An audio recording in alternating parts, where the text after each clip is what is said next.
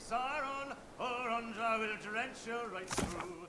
Fade away, my landy boy, we're all bound to go. Farewell to you, defiant spey, farewell to Hale Murdoch. Fade away, my landy, leave away. If ever we'll return again, we'll make your cradles rock. Fade away, my landy boy, we're all bound to go. There's some that's bound for Anshanty, and some that's bound for man. Fade away, my landy, leave away. You blink and find yourself standing in the knee-high grass of an endless field.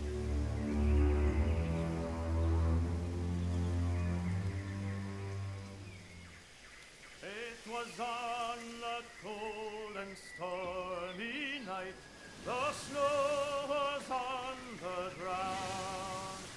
A sailor boy stood on the quay, his ship was outward bound. His sweetheart standing by his side had many a silent tear, and as he pressed her to his heart, he whispered in her ear, "Farewell, farewell, my You blink and find yourself standing in the knee-high grass of an endless field, with the day just falling into dusk. The grass still holds the warmth of late afternoon sunlight, but a chill breeze blows at your back, raising goose flesh down your arms. The chirr and trill of nightjars rises with the wind. In the inky bruise of the sky, stars ignite by the ones and twos. The tolling of a single bell joins the chorus of birdsong. Then another. The sound surrounds you. Every stalk of grass bears a delicate silver bell on its end, bobbing in the wind. The chill breeze becomes a howling gale, and the tide of ringing bells sweeps you off your feet. It carries you like flotsam through the sea of grass. Then, the earth falls away. The wind ceases, and you are sent tumbling up into the dark of the sky. Watcher. The voice of the pallid night shakes the earth at your feet. You have returned to Bareth's realm, your soul once more called to attend the wishes of the god of death.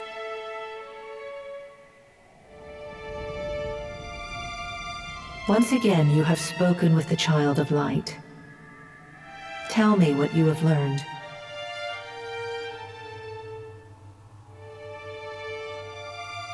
Intriguing.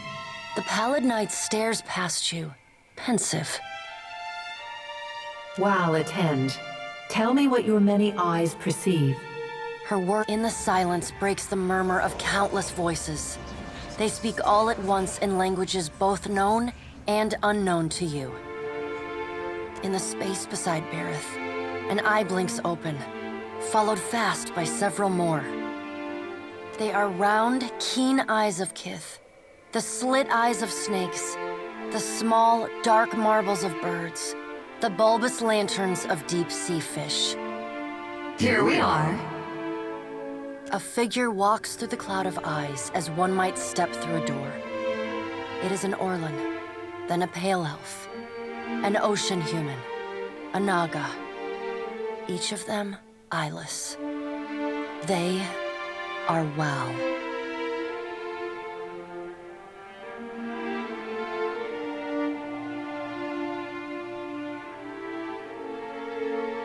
This is the first interesting thing to happen in ages, and we do so love a riddle.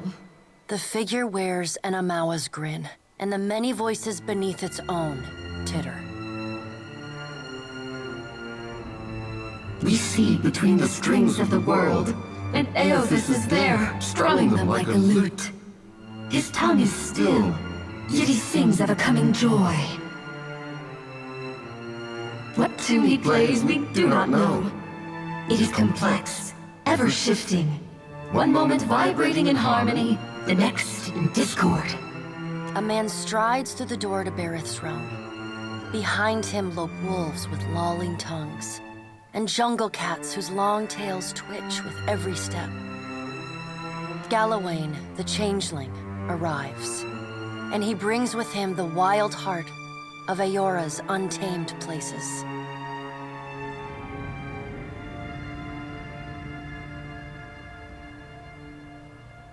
Fast on Galawain's heels, a small wave of seawater washes across the tiles. It pours off the edge of the platform and cascades down into the beyond. From out of the water rears a glowing lure, then the head of a gigantic fish. The round black eyes of Andra roll to meet yours. My gift-bearers bring to me that which kith most want to forget, and in their memories I see you as Wild does. You are the one who leaves chaos in his wake. You knew one of them once, my gift-bearers, Maneha. She longs to forget and to help others do the same. But when given the chance to aid her, you did not. You are a capricious creature, like Aothas. Andra's storm-black eyes roll away from you. Aothas is nothing if not resourceful. I admire his nerve. In the changeling's voice, you hear the soft patter of rain on leaves and the rush of wind through treetops.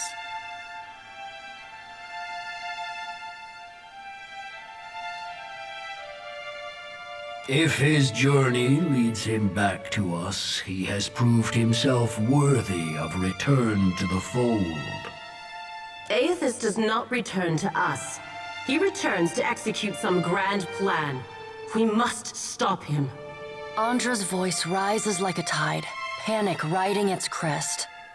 The doors lining the walls of Bareth's realm slam open in unison. Warped pieces of ancient armor and the remnants of discarded weapons roar through the doorways. They meet in the center of the room, in a shower of sparks, and form the vague figure of a man.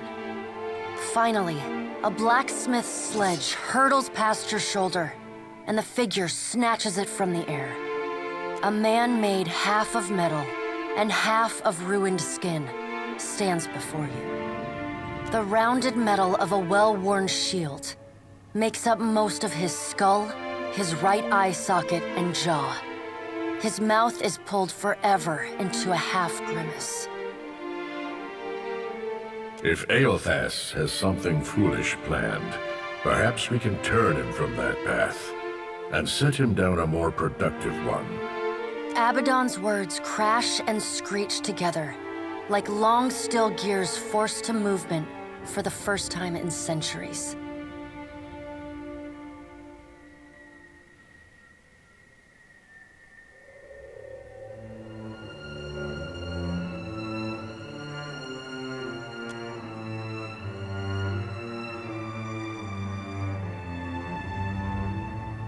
He violates not their realms, but mine. I feel his urgency in every stamp of his feet along my spine. I will send tsunamis to slow him, if Mogren would stir the earth beneath Mogren's teeth. The water at your feet recedes. Lava oozes up through the shallow water, and a woman made from the guts of the earth emerges. She settles her characteristic broadsword on her shoulder and sighs a cloud of smoke and ash. Mogren returns. In the age when our steps carved valleys across the face of Aora, our bodies were impervious to all but the strongest attacks. I doubt fire and water will be enough to stop him. But I will bear down upon Aothas with all the heat and fury of the earth. If I must.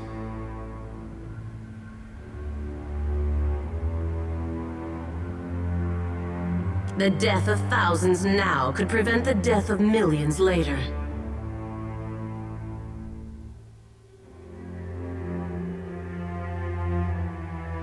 Dark, inky tears fall from Andra's eyes.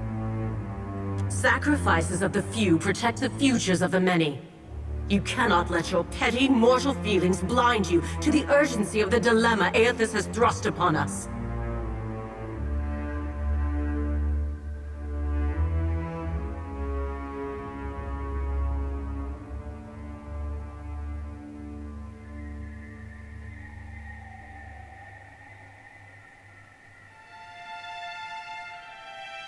You will mind upon whose ground you tread. The pallid night watches you with keen, predatory eyes. The deep, bellowing cry of an aurochs shakes the ground beneath your feet.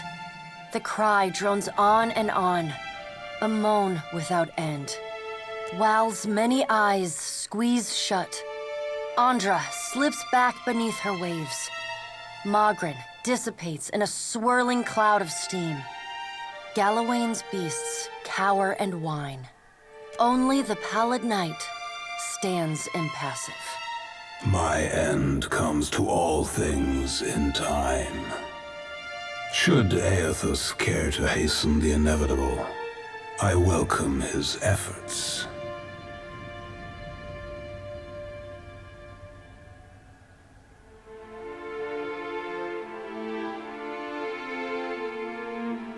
The Child of Light will not choose the hour of my death. Magrin tests the edge of her broadsword with a smoldering finger. He sows chaos in his longing for a radiant dawn. So much will be lost in the cacophony of fear his actions inspire. The crack of thunder rends the air. The gods fall silent. We can wait no longer to act. Speak with him, Watcher. Discover what it is he plans. Water begins to creep across the floor. It swells, runs swiftly, and catches at your ankles. You scrabble at the tiles, but it's no use.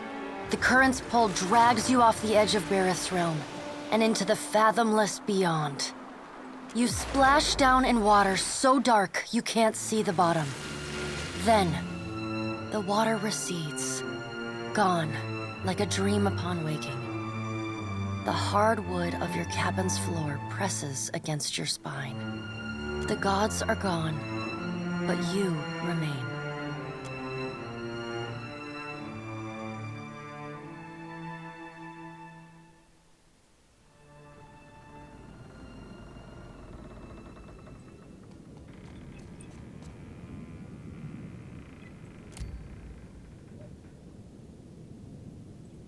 I'm glad to see you in good health, my lord. We have a long and dangerous journey before us, my lord. I advise you to prepare and gather your strength for the trials ahead.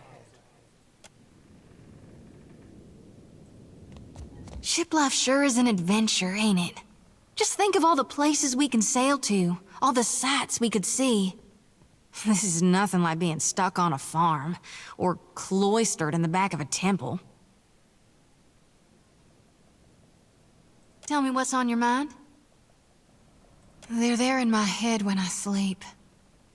And sometimes I can taste them on the back of my tongue like a smear of grit. Happens when I take in a particularly volatile soul. You know where to find me if you want to talk, or if you'd like to commune in other ways.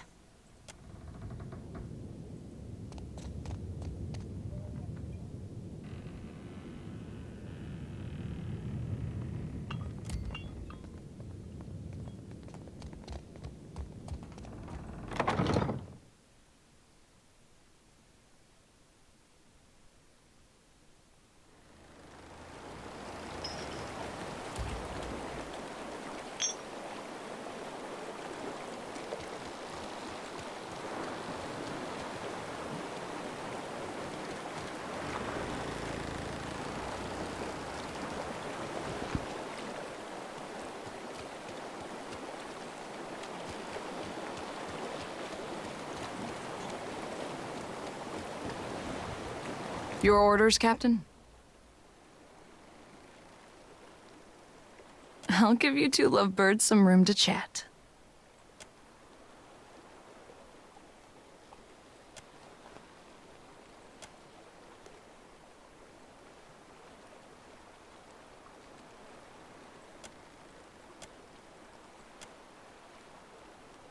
I hope that was as amusing for you as it was for me. I've got some answers.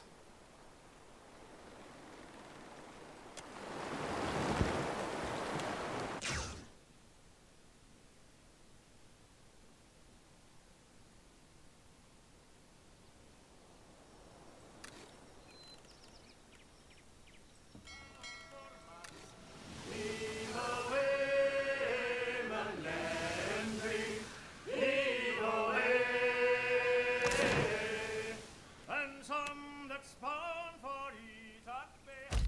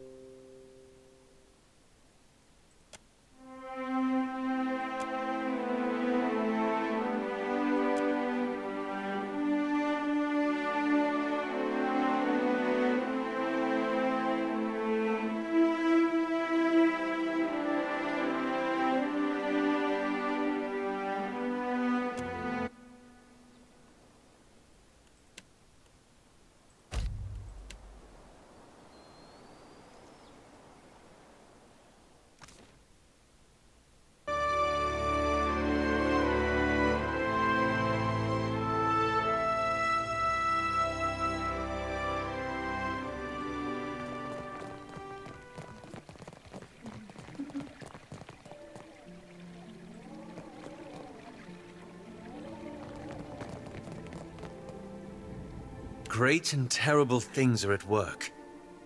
And once again, you seem to be in the middle of it. The Rawatayans we passed will doubtless spread word of what you've done in Hasongo. But others will want to know what you've seen. They'll look to you for answers.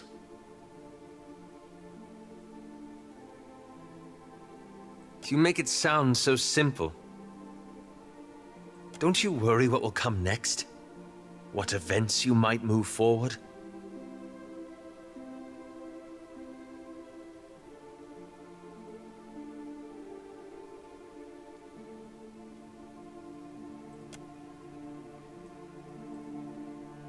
It reminds me of the question that drew me to the Deadfire. The one I've been avoiding. I promised to tell you what I was doing among the Animancers at Port Marge. As you may have guessed, I was observing them, gathering information on the various Animancy operations in the region.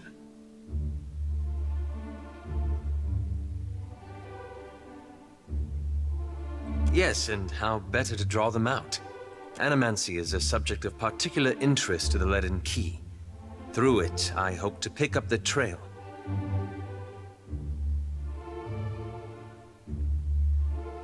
Merely a first step. After that incident in Old Valia, I thought more about the Leaden Key and its particular composition. It's existed for over 2,000 years. Say what you will about its motives and methods, but that's an impressive tenure. I hope you got a while, because I got lots to say about their motives and methods. Relax, Adair. I'm not defending them. That's when I realized how short-sighted I'd been. To think I could undo the Leaden Key without understanding how it works.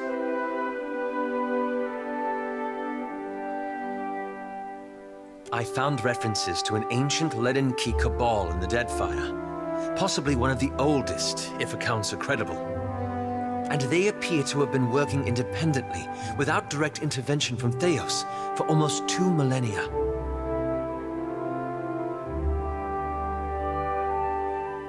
And how to destroy it, yes. Most sources refer to them as the Painted Masks. But I haven't met anyone here who knows that name. I don't know where in the Deadfire they are exactly, but I was hoping we could look for them together.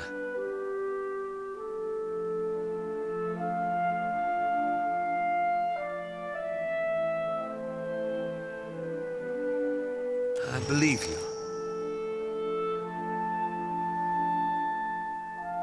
Anyway, it's late. I suppose that's enough from me.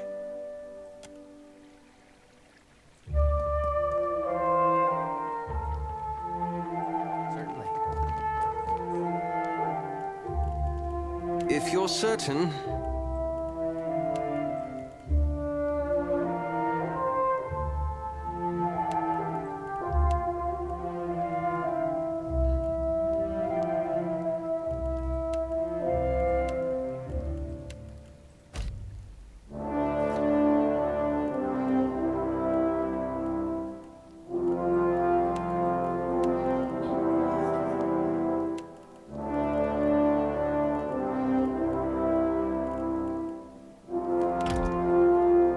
I'd be glad to.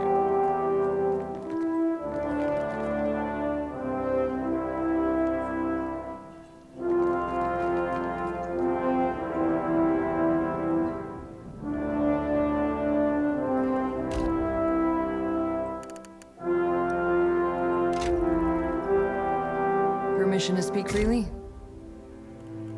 Captain, time for another of our chats?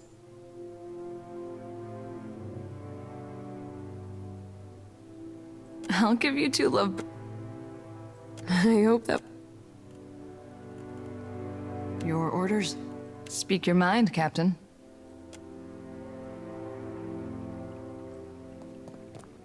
Your coming is a favorable omen already. You happen by a time when our rivals bicker and tear at each other's throats. It does not take a priest to see how the gods send us an outsider to dig under the skin of our enemies.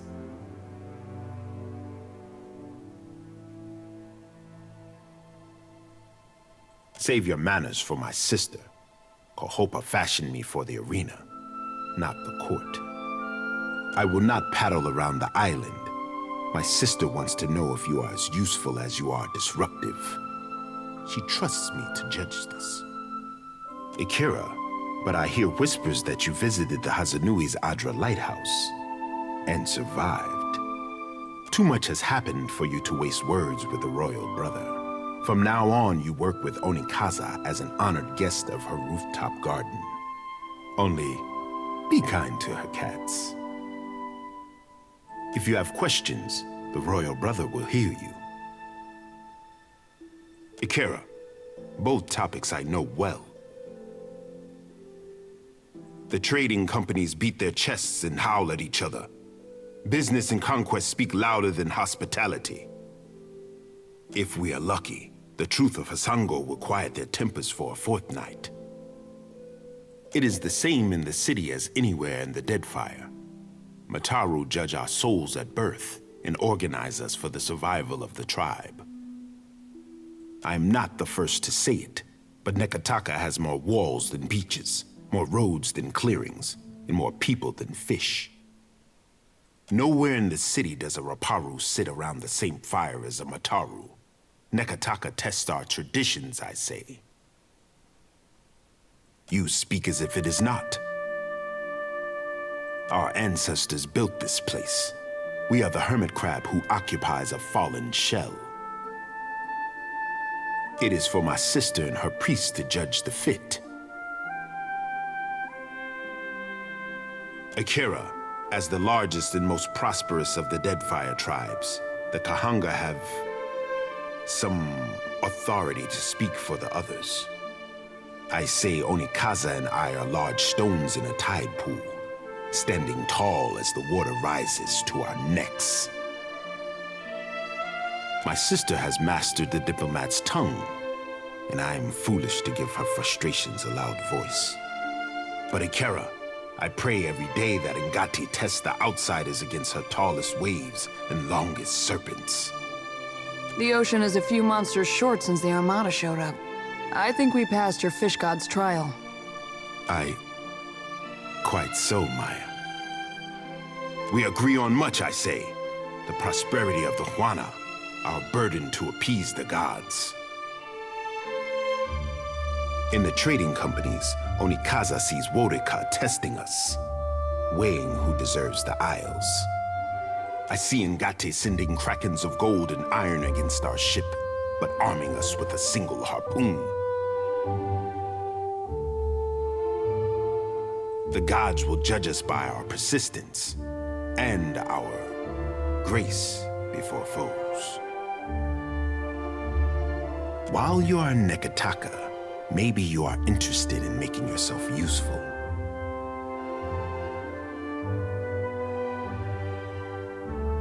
My sister keeps a tight grip on Nekataka, but the filth of it drips down her palm and into the gullet. Under our noses, I say, do foreigners smuggle contraband and pay the Raparu for their silence. Take this if you need proof.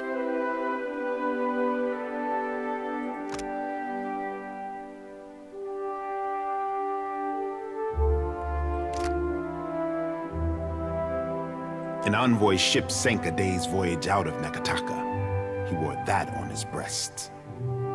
My guards recovered it in a raid of the gullet. This confirms my suspicion. Nekataka has a pirate problem. Smugglers and thieves cluster like rats in Delver's Row, a growth in the bowels of our city. You think pirates raiding those Republic's bastards be the source of your people's agony? Wonder what the Gullet folk would be thinking of that. Sir. Anyone who preys on my people will know Onikaza's justice in time, I say. I want someone to peddle the medallion to the black market, earn the trust of these pirates, and learn how supplies come into my city.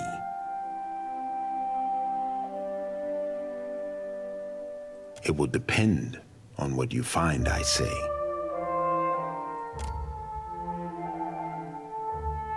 Onikaza leaves this for me to handle. While she worries about the manor, I tidy up the basement.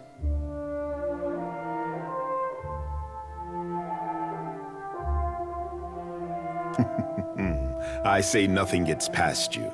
Is there any question why I want you for the job? If we dealt only in pirates, then I would put a trusted agent in rags and send him down hiding in a food wagon. But Akira, I have reason to suspect our problem goes deeper than we know. For this, I want an expert. When you travel down the mountain, see Takehu and Pariki's overlook. He is a godlike, one who the people look to for hope. Ngati's chosen knows of our troubles. He could also use a lesson in Raparu modesty. Tekehu was touched by the goddess Ngati at birth. He is as much a creature of the sea as he is Hawana. We are left to interpret what the goddess intends by sending him among us.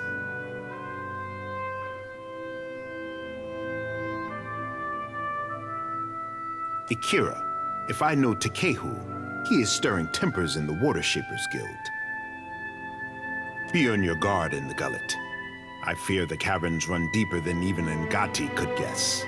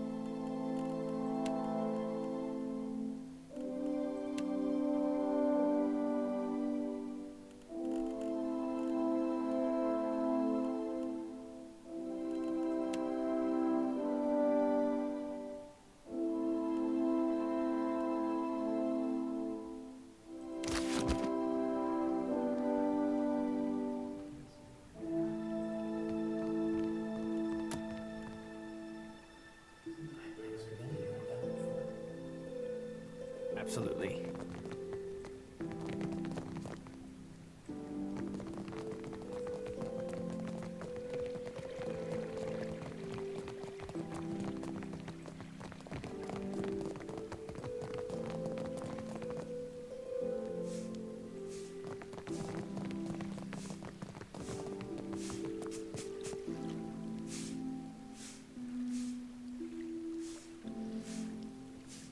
Indeed.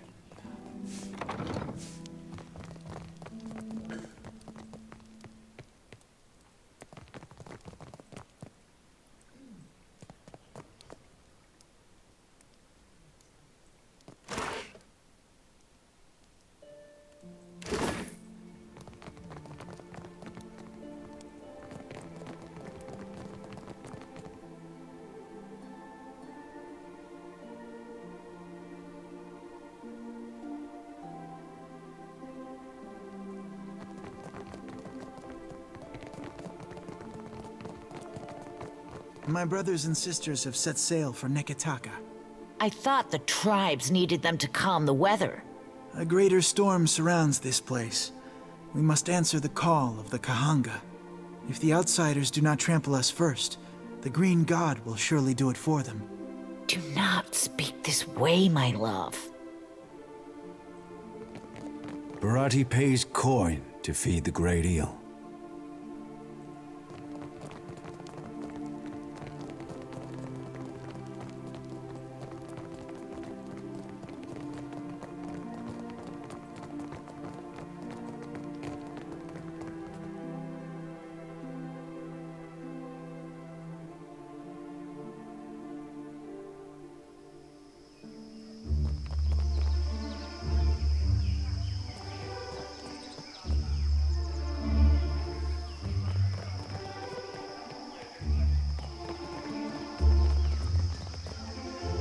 Happily.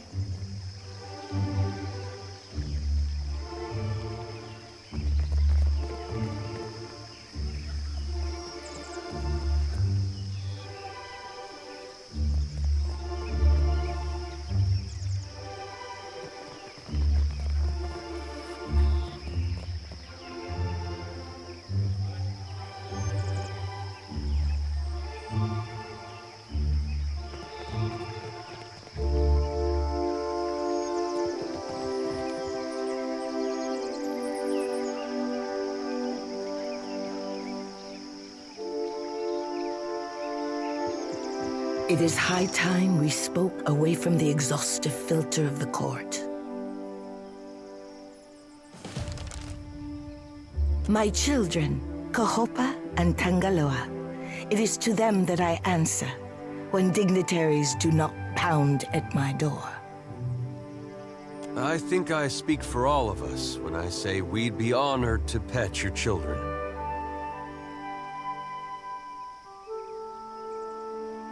Trick with cats, course, is you gotta ignore them first.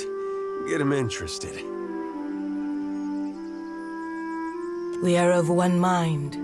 My mother taught me to bait an enemy into the open, give it comfort and confidence.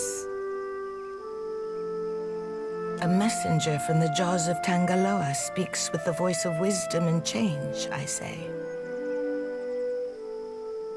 It is fitting that yours should be the voice that tells of Hasongo's fate. What did you see there?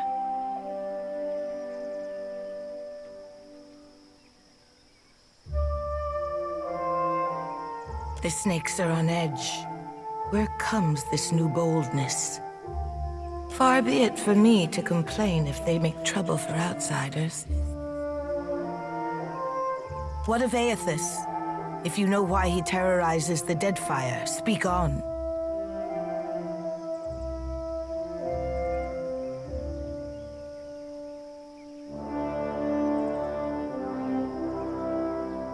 If he fears neither ocean nor magma, I wonder that anything can stop him.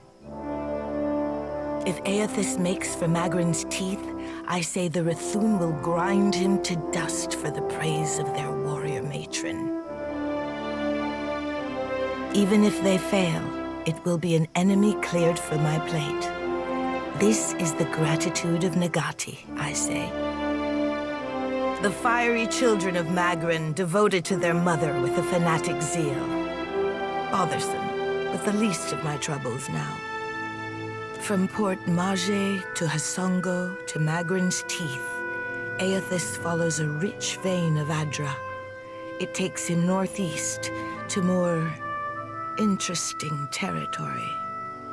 In the deepest memory of the tribes, we have told stories of Magrin's teeth. Embellished sailors' fables, Akira, but not without some truth.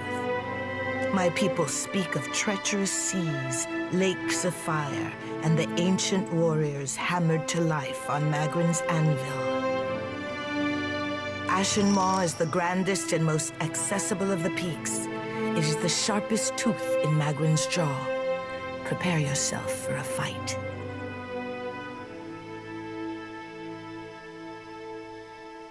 If you make preparations in Nekataka, I say we can help each other. I must keep the city's peace, and I have only so many arms and eyes. While the Deadfire screams, I would see Nekataka outlast the storm to come. What I need is a lasting peace that will outlive my dynasty, but I will accept peace of mind for now. What do you know of my water shapers, Herald of Bareth? You would have passed their guild on the way up the mountain, and their water-form sculptures displayed around the city. My water shapers are the levy holding back Rawatai's advance. An adept standing at the prow of a war canoe is enough to send the fleet scrambling for the shallows. Don't get too cozy, Highness. That false sense of security will get you into trouble. Akira, I would not want your employers to think me easy prey. This reminds me, I owe the Hazanui a basket of koiki in remembrance of the Battle of Nakaro Atoll.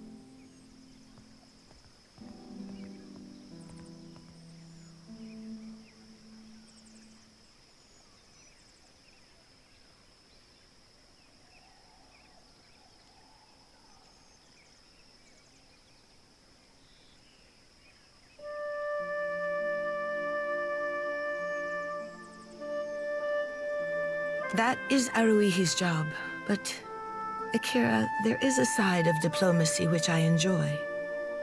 While the problems of Aethys and overindulgent admirals plague these waters, I have summoned the masters of water shaping to Nekataka. Pit your strongest water wizards against their weight in iron and black powder, Highness. We can end this quickly.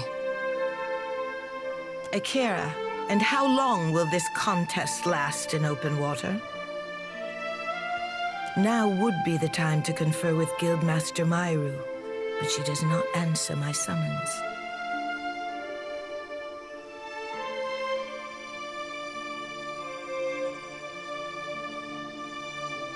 It is too early to grow a forest from this coconut, but I would not dispatch you if I felt at ease. The Guild can suffer no setbacks. If Myru shirks her duties, her queen would know the reason. Nagati, do not abandon us now.